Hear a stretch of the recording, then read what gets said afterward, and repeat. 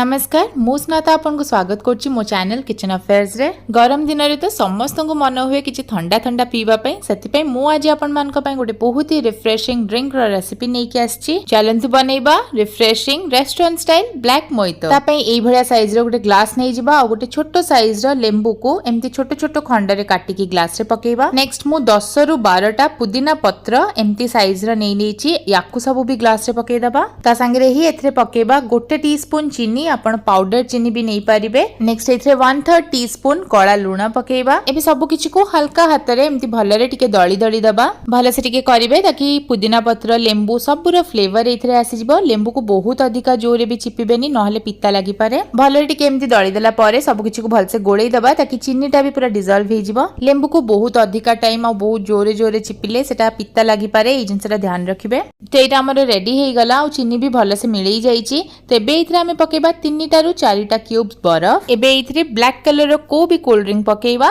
मु AD Thums Up use करछि, अपन चाहिले पेप्सी कोक किछि भी यूज करि परिबे। एबे याको स्ट्रॉ रे टिके एम्ति भलरे गोळेई दबा आ ताकू संगे संग ठंडा ठंडा सर्व करिबा। ए ड्रिंक को घरे बनांतु आ पियंतु। आ रेसिपी भल लागितले प्लीज लाइक शेयर और सब्सक्राइब करबा को भूलिबेनी। रहिली बाय बाय।